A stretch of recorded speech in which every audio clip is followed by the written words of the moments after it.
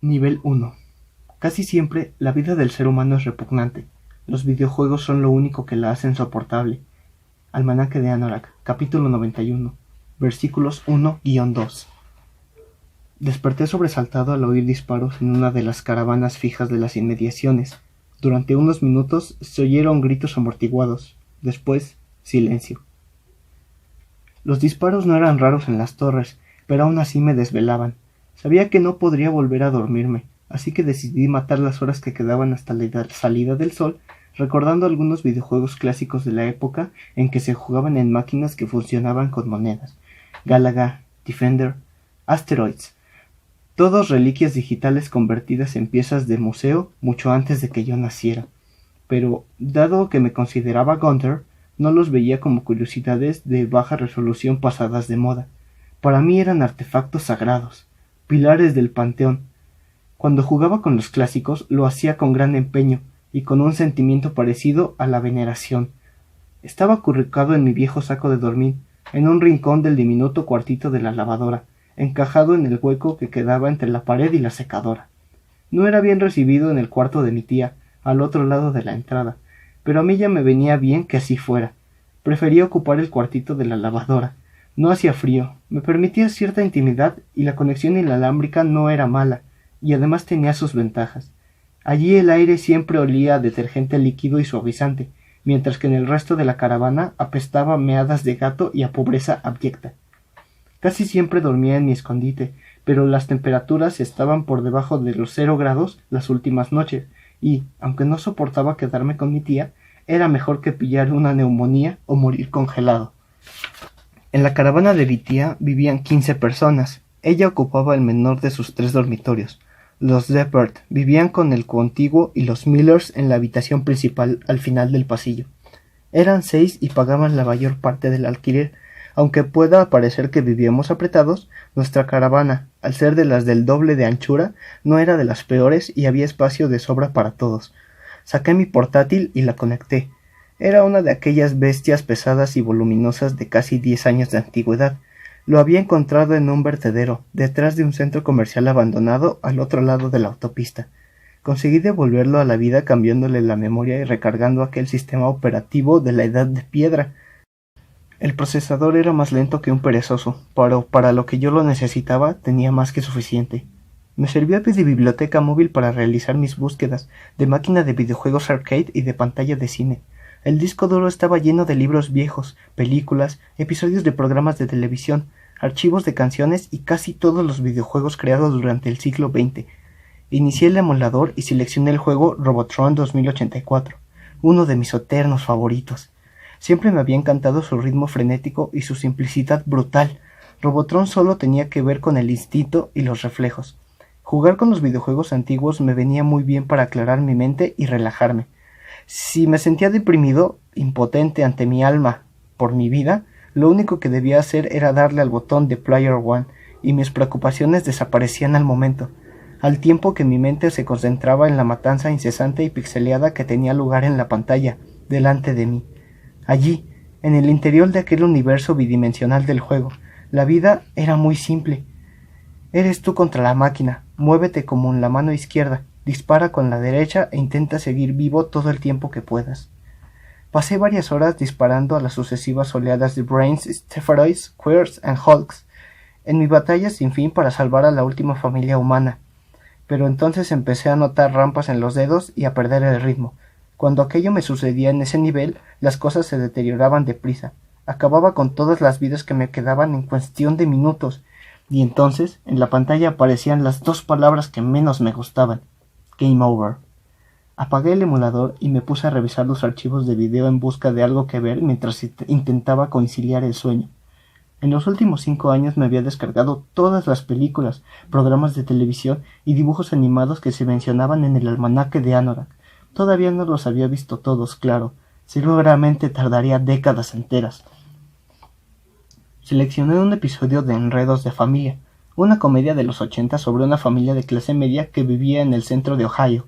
Me había descargado la serie porque era una de las favoritas de Halliday y suponía que era posible que en alguno de los episodios se ocultara alguna parte o alguna pista relacionada con la cacería.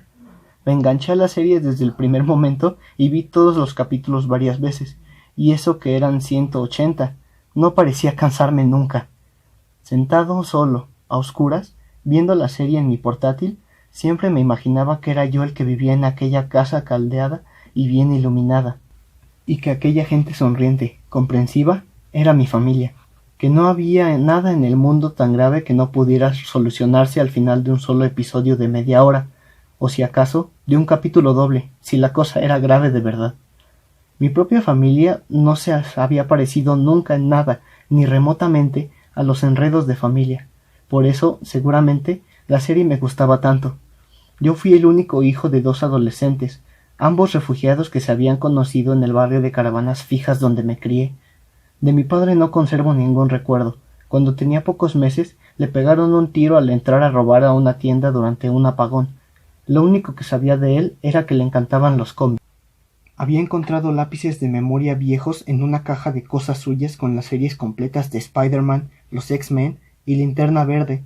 Mi madre me contó una vez que mi padre me había puesto un nombre aliterado, Wade Watts, por lo que le parecía que sonaba a identidad secreta de superhéroe, como Peter Parker o Clark Kent. Saberlo me hizo sentir que, a pesar del modo en que me había perdido, mi padre debió haber sido un tío muy genial. Mi madre, Loretta, tuvo que criarme sola. Vivíamos en una caravana pequeña fija, en otra zona de las torres. Trabajaba para el Oasis, a jornada completa, de teleoperadora y de chica de compañía en un burdel online. Por las noches me obligaba a ponerme tapones en los oídos, para que no oyera todas las porquerías que decía en los puteros de otros usos horarios, pero los tapones no funcionaban bien y yo veía películas antiguas con el volumen hasta el tope. A mí me introdujeron al Oasis en un estudio temprano, porque mi madre lo usaba como niñera virtual. Tan pronto como estuve lo bastante crecido para ponerme un visor y guantes táctiles, mi madre me ayudó a crearme mi primer avatar en el Oasis. Después me dejó en un rincón y volvió al trabajo, solo y a mis anchas, con total libertad para explorar un mundo que era totalmente nuevo para mí y muy distinto del que había conocido hasta entonces. Puede decirse que, a partir de ese momento, me conformé con los programas educativos interactivos del Oasis, a los que cualquier niño podía acceder gratuitamente. Pasé gran parte de mi infancia paseándome por una simulación de realidad virtual de Plaza Sésamo, cantando canciones con muñecos muy cariñosos y participando en juegos interactivos que me enseñaban a caminar, hablar, sumar, restar, leer, escribir y compartir. Una vez que llegué a dominar aquellas habilidades, no tardé mucho en descubrir que el Oasis también era la mayor biblioteca pública del mundo, donde incluso un niño miserable como yo tenía acceso a todos los libros escritos en el planeta, a todas las canciones grabadas y a todas las películas, series de televisión, videojuegos y obras de arte creadas, un lugar donde se hallaban reunidos los conocimientos, el arte y el entretenimiento de la civilización humana, y que estaba ahí, esperándome, pero el acceso a tanta información resultó ser una bendición envenenada, porque entonces supe la verdad. No sé, tal vez su experiencia fuera distinta a la mía. Para mí, criarme como humano en el planeta Tierra en el siglo XXI era una pendejada, después del punto de vista existencial. Lo peor de ser niño era que nadie me contaba la verdad sobre mi situación. De hecho, se dedicaban a todo lo contrario, y yo, claro, les creía, porque no era más que un niño y no sabía nada, si ni siquiera el cerebro se me había desarrollado del todo. ¿Qué iba a saber yo, si los adultos no dejaban de engañarme?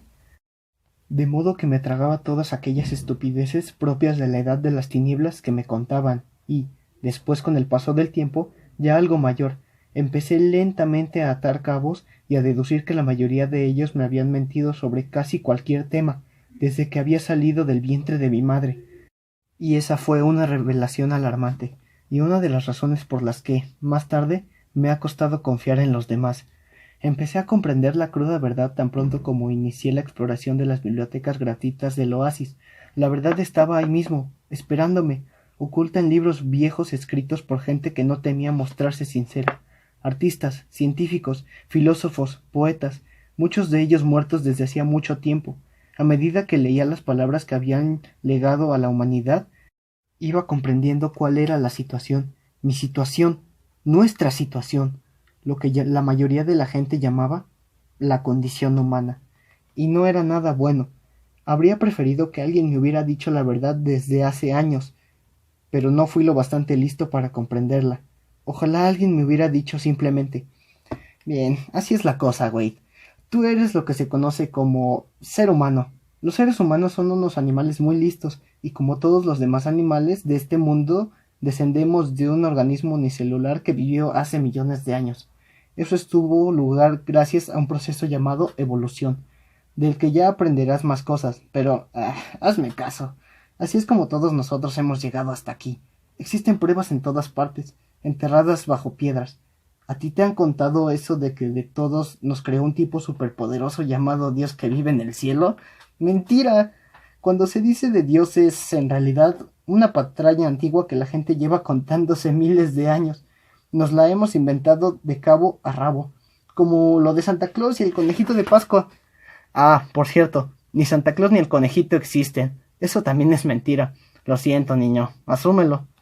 Seguramente te estarás preguntando qué pasó antes de que tú llegaras hasta aquí. Pues un montón de cosas horribles realmente. Una vez evolucionamos hasta convertirnos en seres humanos, las cosas se pusieron bastante interesantes. Se nos ocurrió la manera de cultivar la comida y de domesticar animales para no tener que ir de un lado a otro. Nuestras tribus se hicieron mucho mayores y entonces nos extendimos por el planeta como un virus imparable. Y luego, tras combatir en unas cuantas guerras unos contra otros por el control de las tierras, los recursos y nuestros dioses inventados, logramos organizar nuestras tribus en una civilización global. Pero, si quieres que te diga la verdad, muy organizada no era, ni muy civilizada, y seguíamos enzarzándonos en muchas guerras. También se nos ocurrió cómo cultivar la ciencia, que nos ayudó a desarrollar la tecnología, y teniendo en cuenta que somos un puñado de monos sin pelo, lo cierto es que hemos llegado a inventar algunas cosas increíbles. Las computadoras, la medicina, el láser, los hornos de microondas, los corazones artificiales, las bombas atómicas. Hemos llegado incluso a enviar a algunos tipos a la luna, y hemos conseguido que regresen. También hemos creado una red global de comunicación que nos permite hablar con quienes queramos en cualquier parte del mundo, en cualquier momento. No está mal, ¿no? Pero ahora vienen las malas noticias. Nuestra civilización global se ha creado con un coste muy elevado. Necesitábamos mucha energía para construirla y obteníamos de los combustibles fósiles que provenían de los restos orgánicos de plantas y de animales muertos enterrados en las profundidades del suelo. Consumimos casi todo el combustible fósil antes de que tú llegaras aquí y ahora no nos queda casi nada. Eso significa que ya no producimos la energía suficiente para mantener a nuestra civilización en funcionamiento como antes, y hemos tenido que recortar gas y retroceder. A lo grande. Se trata de una crisis energética global que dura ya un tiempo bastante prolongado. Es más, quemar todos esos combustibles fósiles tuvo algunos efectos secundarios, como por ejemplo el aumento de temperatura en nuestro planeta y la contaminación del medio ambiente, de modo que ahora los casquetes polares se están derritiendo, ha aumentado el nivel del mar y el clima está patas arriba.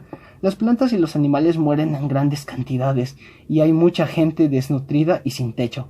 Además de que seguimos organizando guerras entre nosotros, casi todas por el control de recursos que quedan. Básicamente, niño, lo que esto implica es que la vida es más dura que en los buenos tiempos, muchos antes de que tú nacieras, porque antes todo iba bien, pero ahora la situación es más bien terrorífica. Para serte sincero, el futuro no va demasiado bien. Tú has nacido en una época de la historia bastante mala, y parece que las cosas van a seguir empeorando. La civilización humana está en decadencia. Hay quienes creen que se derrumba. Seguramente te preguntarás qué va a pasar contigo. Pues es muy fácil, lo mismo que a todos los seres humanos que han existido. Vas a morir. Todos moriremos. Las cosas son así. ¿Y qué pasa cuando te mueres? De eso no estamos totalmente seguros, pero las pruebas parecen indicar que no pasa nada. Estás muerto. El cerebro deja de funcionar y dejas de hacerte preguntas estúpidas. Y esas historias que has oído por ahí, eso de que vas a algún lugar maravilloso llamado cielo, donde no hay más dolor ni muerte y vives eternamente en estado de perpetua felicidad, también mentira, como lo de Dios. No hay pruebas de la existencia del cielo y no las ha habido nunca. Eso también nos lo hemos inventado. Imaginaciones nuestras. O sea que, a partir de ahora, debes vivir el resto de tu vida sabiendo que algún día morirás y desaparecerás para siempre. Lo siento. De acuerdo. Tal vez pensándolo bien, la sinceridad no sea la mejor política. Tal vez no sea buena idea contarle a un ser humano recién llegado que ha venido a un mundo de caos, dolor y pobreza, justo a tiempo para presenciar el derrumbamiento total. Yo fui descubriéndolo poco a poco con el paso de los años, y aún así me asustaba tanto que me daban ganas de tirarme de algún puente.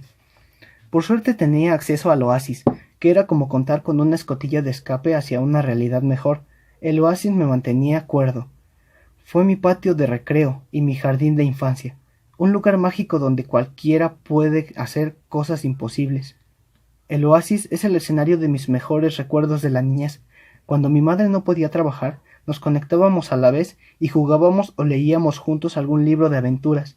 Mi madre tenía que sacarme a rastras de allí todas las noches, obligarme a apagar la máquina, porque yo nunca quería regresar al mundo real, porque el mundo real era una porquería. Jamás eché la culpa a mi madre de que las cosas fueran como eran. Ella era la víctima del destino y la cruel circunstancia, como los demás. Su generación era la que lo había pasado peor. Había nacido en un mundo de abundancia, justo a tiempo de asistir a su derrumbamiento. Más que culparla, recuerdo que sentía lástima por ella. Se pasaba el día deprimida, y las drogas parecían ser lo único que disfrutaba de verdad. Claro que también fueron las que acabaron por matarla. Cuando yo tenía 11 años, se pinchó algo malo en la vena y murió en nuestro sofá cama plegable y feo, mientras escuchaba música en un MP3 viejo que yo había reparado y le había regalado la Navidad anterior. Entonces tuve que trasladarme a casa de mi tía. Mi tía Alice no me acogió por bondad, ni por ningún sentido de responsabilidad familiar. Lo hizo para que el gobierno le concediera más vales mensuales de alimentos. Yo casi siempre tenía que buscarme la comida por mi cuenta. Por lo general no me suponía ningún problema, porque se me daba bien encontrar y reparar cosas viejas y consolas rotas del oasis, que después vendía en casas de empeño o cambiaba por vales de comida. Ganaba lo bastante bien como para no pasar hambre, que era más de lo que muchos de mis vecinos podrían decir.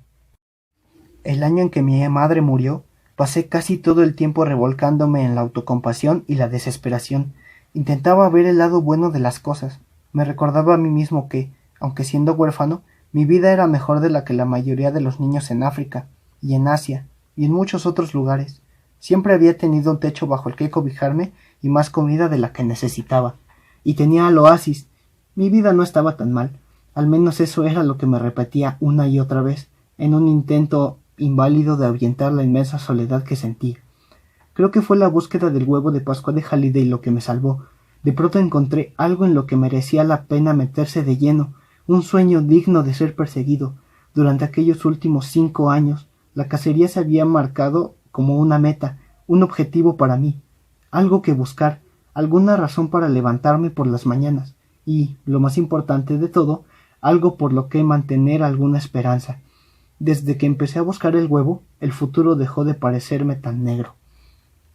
Iba por la mitad del cuarto episodio de mi mini maratón de Enredos de Familia, cuando la puerta del cuarto de la lavadora se abrió con un chirrido y entró mi tía Alice, una arpía desnutrida cubierta con una bata para estar en casa, aferrada a una cesta de ropa sucia. Parecía más despierta que otras veces, lo que no significaba nada bueno. Cuando estaba medio cuerda resultaba más fácil de tratar. Me miró con su cara de desprecio habitual y empezó a meter la ropa en la lavadora, pero su gesto cambió de pronto y asomó la cabeza por encima de la secadora para verme mejor. Abrió mucho los ojos al fijarse en mi portátil. Yo la cerré al momento y quise guardarlo en mi mochila, pero sabía que era demasiado tarde. «Dámelo, Wade», me ordenó, alargando la mano para quitármelo. «Puedo empeñarlo y nos ayudará a pagar el alquiler». «No», exclamé apartándome. «Por favor, tía Alice, lo necesito para la escuela. Tú lo que necesitas es demostrarme algo de agradecimiento», me insultó. «Todos los que viven aquí tienen que pagar el alquiler. Estoy cansada de que me chupes la sangre. Te quedas con mis vales de comida. Con eso pago mi parte con creces. Ni una mierda». Ella intentó una vez más arrebatarme mi portátil de las manos, pero yo me negaba a soltarlo. Entonces se dio vuelta de pronto y salió disparada en dirección a su cuarto. Yo sabía lo que venía a continuación, y activé una función en mi portátil que bloqueaba el teclado y borraba el disco duro. Segundos después regresó con su novio Rick, que seguía medio dormido. Rick iba siempre sin playera. Le encantaba lucir esos impresionantes tatuajes. Sin medir palabra, levantó un puño para amenazarme, y yo me cagué y le entregué el ordenador. Acto seguido, Alex y él salieron del cuarto de la lavadora examinando ya mi portátil y hablando de lo que le darían por ella en la casa de empeños. Perder un ordenador portátil no era tan grave. Tenía 2 más en mi escondite, pero no eran ni de lejos tan rápidos y tendría que cargar todas las copias de seguridad y todas mis cosas. Menuda mierda. En fin, era culpa mía. Sabía que me arriesgaba llevando cualquier cosa de valor allí. La luz azulada del amanecer empezaba a colarse por mi ventana del cuarto de la lavadora. Decidí que no estaría de más salir de casa un poco antes de ir al instituto. Me puse lo más deprisa y silenciosamente que pude los pantalones de pana, vaqueros anchos y aquel abrigo que me venía grande, las únicas 3 prendas de invierno que tenía. Agarré la mochila y me subí sobre la lavadora. Después de ponerme los guantes abrí la ventana cubierta de escarcha. El aire ártico de la mañana se me clavó en las mejillas y durante un instante contemplé aquel mar asimétrico que formaban los techos de las otras caravanas. Lo de mi tía ocupaba la parte más alta de una torre de 22 plantas, es decir, de 22 casas móviles, y superaba en 1 a 2 a la mayoría de las construcciones alrededor. Las caravanas de la planta baja se apoyaban sobre el suelo o sobre sus cimientos originales de hormigón, pero las unidades apiladas sobre éstas quedaban suspendidas en un andamiaje modular reforzado, que parecía filigrana metálica que había ido construyéndose con los años, improvisadamente. Vivíamos en la torre de Portland Avenue, un enjambre creciente de cajas de zapatos de hojalata que se oxidaba junto a la I-40 al oeste de Oklahoma City y sus rascacielos decrépitos. Se trataba de una concentración de 500 torres, conectadas a unas con las otras mediante una red corpulenta de tuberías recicladas, vigas y pasadizos elevados. Los esqueletos de algunas viejas grúas de construcción que habían usado para apilar las caravanas fijas se hallaban desarrapados por el centímetro de aquel barrio de perpetua expansión. El nivel superior o tejado de las torres quedaban cubiertos por una sucesión irregular de paneles solares antiguos que proporcionaban electricidad suplementaria a las unidades de las plantas inferiores. Los laterales de éstas estaban recorridos en sentido ascendente y descendente por diversas mangueras y tuberías corrugadas por las que cada caravana se abastecía de agua y desahogaba los desperdicios. La luz del sol apenas alcanzaba las plantas bajas, conocidas como el suelo. Las oscuras y estrechas franjas de tierra que quedaban entre torre y otra estaban atenadas de coches y camiones abandonados, como los depósitos de gasolina vacíos y las vías de salidas bloqueadas desde hacía mucho tiempo. Uno de nuestros vecinos, el señor Miller, me había contado que una vez que aquellos parques de caravanas fijas habían empezado siendo conjunto de unas pocas viviendas móviles distribuidas en hileras perfectamente ordenadas de una sola planta, pero que, después del colapso del petróleo y del inicio de la crisis energética, las grandes ciudades se habían visto inundadas de refugiados de las zonas residenciales circundantes y de las áreas rurales, lo que causó una gran escasez de viviendas. Los terrenos, desde que los que podían llevarse a pie a las grandes ciudades, se convirtieron de pronto en bienes demasiado preciados para malgastarlos en campamentos de caravanas, por lo que a alguien se le ocurrió la brillante idea, como decía el señor Miller, apilar a las hijas de puta, para optimizar el suelo disponible, y la idea fue un éxito, y por todo el país aquellos parques se convirtieron en torres, como la nuestra, un extraño híbrido de barrio de chabolas, asentamientos de ocupas y campos de refugiados. Podían verse ya que en las afueras casi todas las ciudades importantes, llenas de desplazados de clase baja como mis padres, que en su búsqueda desesperada de empleo, comida, electricidad y acceso fiable al oasis, habían abandonado sus pequeñas localidades y usando la última gasolina que les quedaba, o sus bestias de carga, para trasladar a sus familias, sus casas rodantes y caravanas hasta la metrópolis más cercana. Cada una de las torres de nuestro parque contaba por lo menos con 15 plantas. En algunas de ellas, de vez en cuando, además de caravanas fijas, se intercalaban roluts, casas rodantes, furgonetas y contenedores de barcos de carga para que no faltara variedad. En los últimos años, casi todas las torres habían alcanzado una altura de 20 unidades o más, lo que inquietaba a muchos. Los derrumbamientos eran bastante frecuentes, y si el andamiaje cedía en una dirección inafortunada, el efecto dominó podía llegar a causar el desplome de 4 o 5 torres más. Nuestra caravana estaba situada en el extremo norte de las torres, que llegaban hasta un precario paso elevado de la autopista. A través de la ventana del cuartito de la lavadora contemplé un momento el río poco caudaloso de vehículos eléctricos que representaba sobre el asfalto cuarteado y llevaba mecánicas y trabajadores hasta el centro. Mientras contemplaba el siniestro perfil de la ciudad, un rayo de sol brillante asomó por el horizonte. Al verlo salir, cumplí con mi ritual mental. Cada vez que veía el sol me recordaba a mí mismo que lo que veía era una estrella, una de los miles de millones de estrellas que existían en nuestra galaxia que era una de las miles de millones de galaxias del universo observable. Aquello me ayudaba a poner las cosas en perspectiva. Había empezado a hacerlo después de ver un programa de ciencia de los años 80 llamado Cosmos. Salí por la ventana sin hacer ruido y agarrándome a la parte inferior del marco, descendí por el frío costado metálico de la caravana. La plataforma de acero sobre la que se apoyaba era apenas más larga y más ancha que la caravana misma, lo que me dejaba solo un saliente de medio metro que la rodeaba por sus cuartos lados. Con cuidado apoyé los pies en ese saliente y una vez allí me incorporé para cerrar la ventana del cuartito. Me quedaba a mi espalda. Agarré una cuerda que yo mismo había atado allí, a la altura de la cintura, para que me sirviera de barandilla, y empecé a avanzar del lado sobre el saliente hasta la esquina de la plataforma. Desde allí inicié el descenso por el andamio que tenía forma de escalera. Casi siempre usaba aquella ruta, tanto como iba como cuando regresaba a la caravana de mi tía. A un lado de la torre había una escalera tambaleante que se movía tanto y daba tantos golpes contra el andamiaje que era imposible usarla sin ponerse en evidencia. Mala cosa. En las torres era mejor que no te oyeran ni te vieran, dentro de todo lo posible, porque allí abundaban casi siempre gente peligrosa y desesperada, de la que te robaba, violaba y luego vende tus órganos en el mercado negro. Bajar por aquel entramo de vigas metálicas me traía siempre a la mente aquellos videojuegos viejos de plataforma como Donkey Kong o Burger Time. Había aprovechado la idea hacía unos años, cuando diseñé mi primer videojuego de la Atari 2600, un rito de paso para todos los Gunters que se preciaran, como lo era para un Jedi construirse su primera espada láser. Se trataba de un plagio de Pinfall llamado Las Torres, donde el jugador debía recorrer un laberinto vertical de caravanas fijas mientras se apoderaba de ordenadores viejos. Comía barritas energéticas compradas con vales de comida y evitaba el encuentro con adictos a las metanfetaminas o con pederastas camino del colegio. Lo cierto es que mi juego era mucho más divertido que la realidad en la que se basaba. En mi descenso me detuve al llegar al Redwood Airstream, tras debajo de la nuestra, donde vivía mi amiga, la señora Gilmore. Era una anciana adorable, de 70 y tantos años, que parecía siempre levantarse tempranísimo. Miré por su ventana y la vi moviéndose de aquí para allá en la cocina, preparando el desayuno.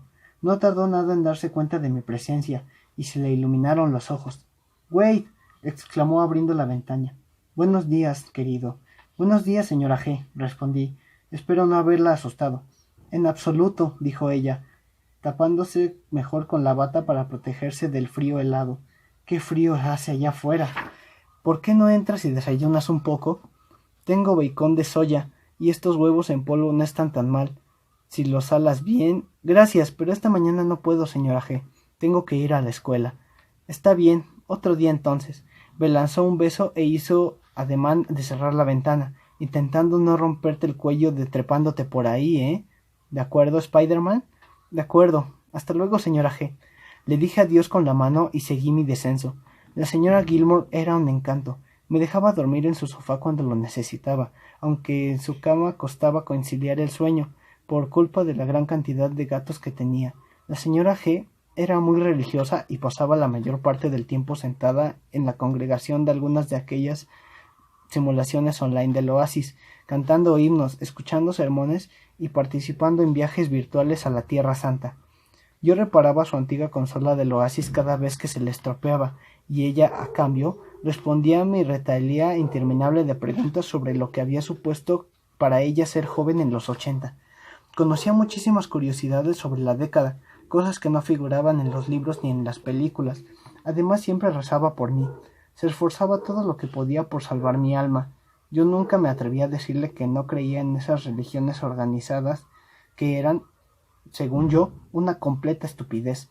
A ella le daban esperanzas y le ayudaban a seguir adelante.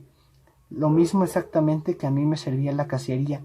Por citar un pasaje de El almanaque de Anorak, quien no esté libre de pecado, que no tire piedras.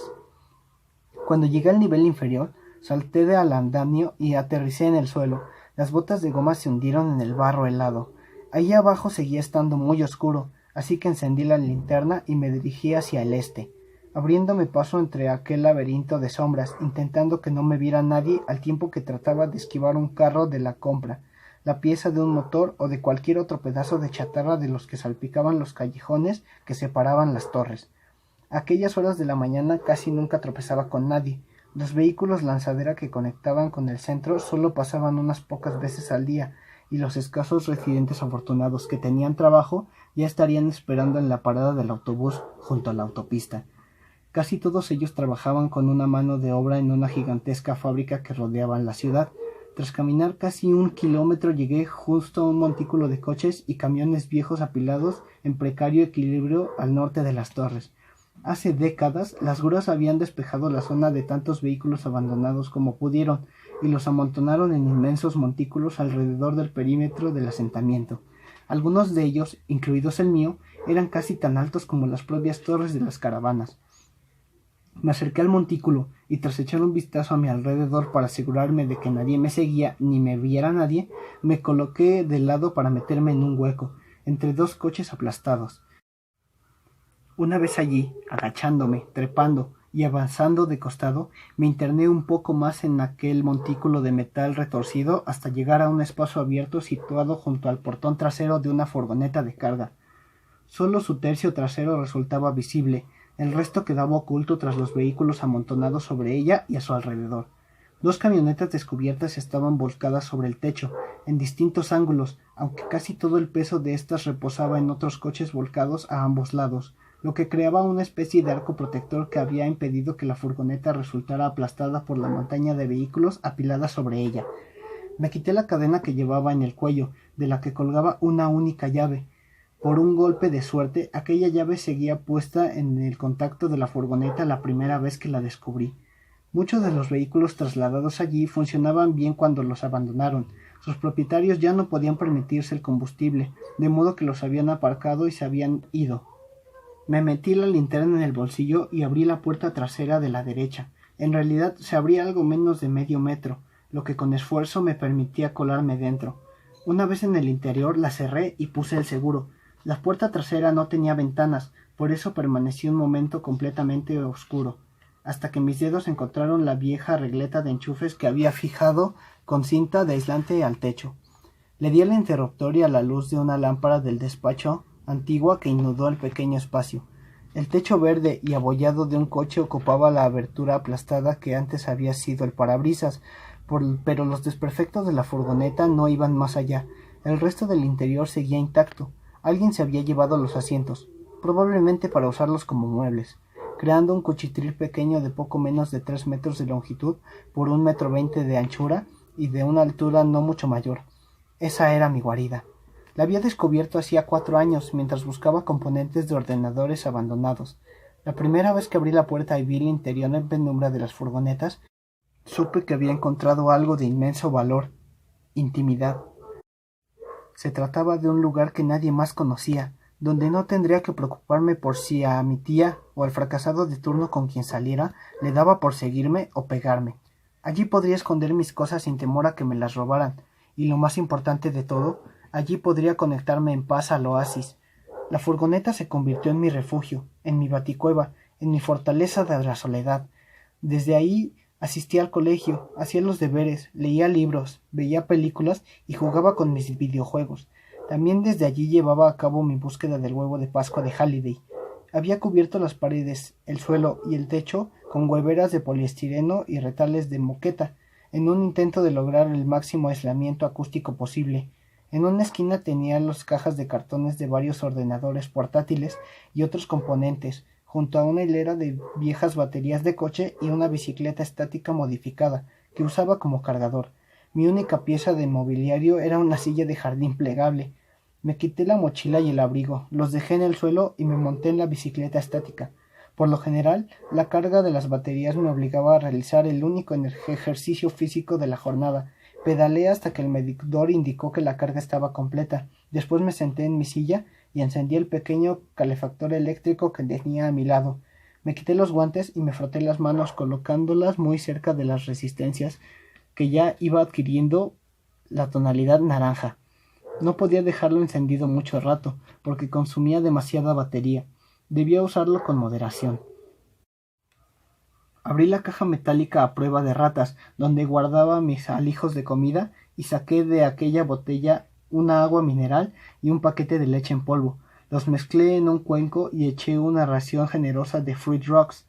Una vez que lo hube engullido, saqué de debajo del salpicadero aplastado una fiambrera vieja de plástico de Star Trek, donde guardaba mis bienes más preciados, la consola del Oasis que proporcionaban en el colegio, los guantes ápticos y el visor. Esos objetos eran con gran diferencia mis posesiones más valiosas, demasiado valiosas para cargar con ellas a todas partes. Me puse los guantes y doblé los dedos varias veces, para asegurarme de que las juntas no se encallaran. Después busqué la consola, un rectángulo negro y plano del tamaño de un libro de bolsillo. Contaba con una antena de conexión inalámbrica a la red, pero la cobertura en el interior de la furgoneta era una mierda. Estaba enterrada bajo un enorme montículo de metal muy denso. Así pues, yo había improvisado una antena externa y la había montado en el capó de uno de los coches que remataban la pila. El cable de la antena ascendía serpenteando y se colocaba por un hueco que había colocado en el suelo de la furgoneta. La conecté a uno de los puertos del lateral de la consola. Me quité las gafas y me coloqué el visor, que me cubría exclusivamente los ojos, como protectores de natación, y bloqueaba el paso de la luz externa. De los costados del visor se desplegaron auriculares, que se encajaron automáticamente en mis oídos. El dispositivo incorporaba también 2 micrófonos de voz en estéreo, encargados de recoger y transmitir todo lo que dijera. Conecté la consola, inicié el sistema operativo del Oasis y me puse en marcha la secuencia de arranque. Un breve destello rojo indicaba que el visor había empezado a escanearme las retinas. Carraspeé para aclararme la garganta y dije las palabras de inicio, que debía pronunciar con mucha claridad. Ha sido reclutado por la Liga Estelar para defender la frontera contra Xur y la armada de Ko-Dan. La contraseña también fue verificada, junto con mi patrón de voz, y pude conectarme. Superpuesto en el centro de mi visualizador virtual apareció el siguiente texto. Escaneo de retina finalizado. Identidad confirmada. Bienvenido al Oasis, Parcival. Conexión completa. 7:53:21 horas. 10 de febrero del 2045. El texto empezó a difuminarse y fue sustituido por un mensaje corto de 3 palabras. Se trataba de un mensaje incorporado a la secuencia de ingreso por el propio James Halliday, la primera vez que programó al Oasis, como homenaje a los antepasados directos de los simuladores, los videojuegos de su juventud, que se jugaban en máquinas de pago que funcionaban con monedas. Aquellas 3 palabras eran siempre las últimas que veían los usuarios del Oasis antes de abandonar el mundo real y entrar en la virtual. Preparado, jugador número 1. Ready Player One.